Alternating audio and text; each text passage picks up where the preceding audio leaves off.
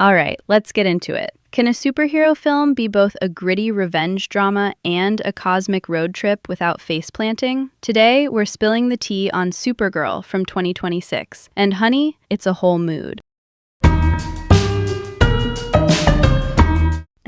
Hi, I'm Emma, and I'm feeling totally intrigued today. I went in expecting capes and quips, and I got trauma, fireballs, and moral gray areas the size of a black hole. Let's spill the tea. So, picture this. Supergirl drops as the DCU's second feature after Superman, and instead of sunshine and speeches, we get a harder, anti-heroic Kara Zor-El. It's inspired by the comic Supergirl, Woman of Tomorrow from writer Tom King and artist Bilquis Evely, but remixed into a classic three-act movie. It premiered in Brooklyn in June, then hit theaters and IMAX right after. Critics were split, but everyone practically wrote love letters to Millie Alcock, the actor playing Kara. The consensus? She slays. The story's a bit thin, but the vibe is strong.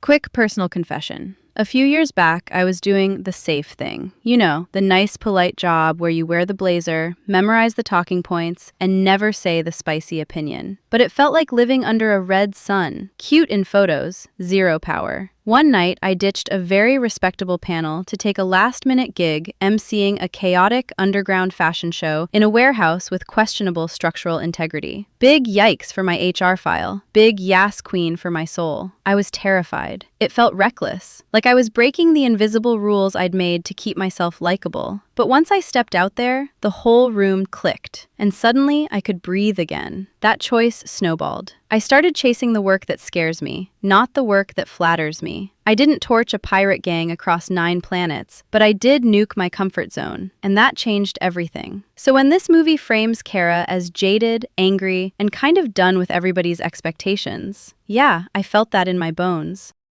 Okay, let's unwrap the plot without turning it into a Wikipedia speedrun.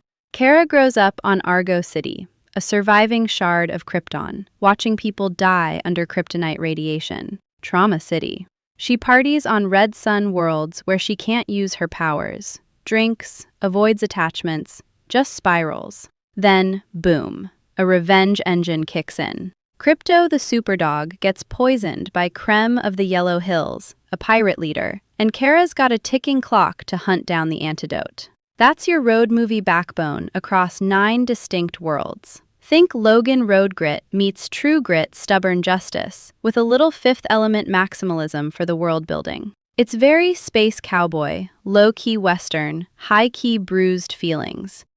Behind the camera, we've got Craig Gillespie, the director best known for I, Tonya and Cruella. He came in hot with like 120 visual references and a plan. Emotion-first action, messy when Kara's angry, fluid when she's centered. Ana Nogueira, the screenwriter who'd been tied to a prior Supergirl attempt, got rehired in 2023 because her draft was a star-spanning vibe.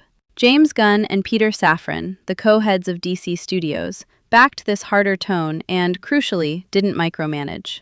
Gunn reportedly said, "Shoot the ending you intended, no test screening Frankencuts." That is a rare studio flex, and I respect it.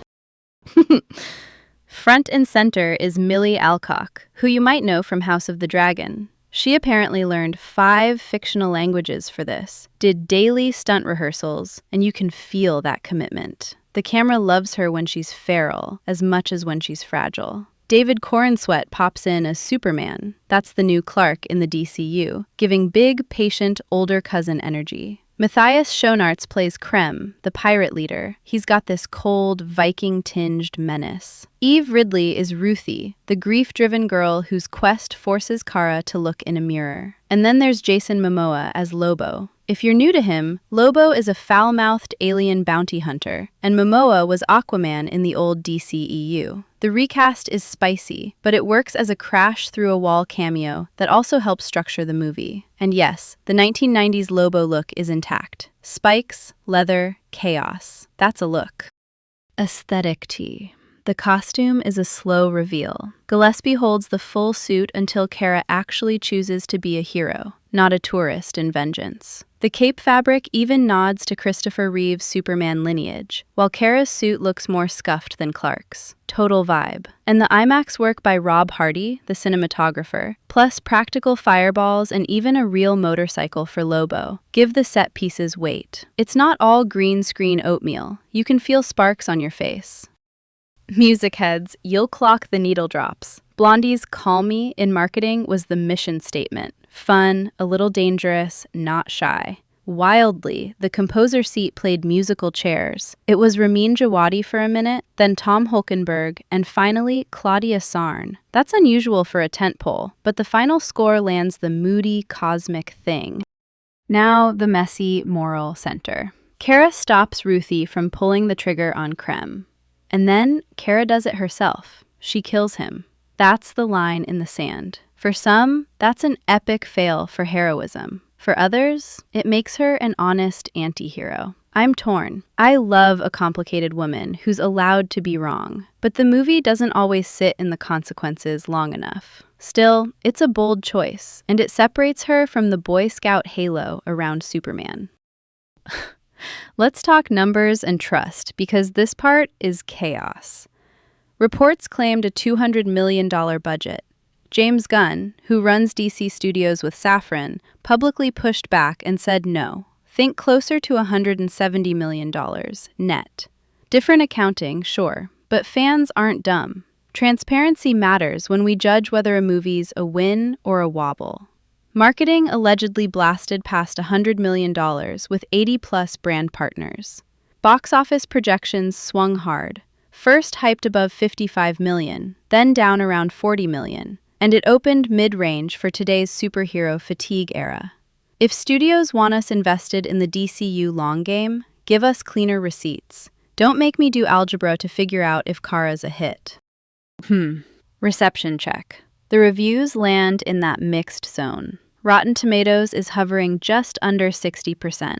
Metacritic around 50. Translation: Millie Alcock is chef's kiss. But story and character depth are a little mid compared to the comic's lyrical vibe. Also, the side rumor mill said there's a Seth Rogen voice cameo somewhere, but that was test screening chatter, not a studio-confirmed thing. File under cute if true, not gospel. Culturally, though, the branding hit. That poster that flips Superman's look up into look out is iconic. It instantly told you this is the darker cousin at the family reunion who smokes behind the barn and still gets straight A's. And I'm obsessed that Crypto isn't just merch bait. He's the heart. Poisoning the dog as the fuse is a savage but effective way to yank Kara out of nihilism. By the end, saving him and choosing Earth as home, that's her soft reset from destroyer to protector. Final thought.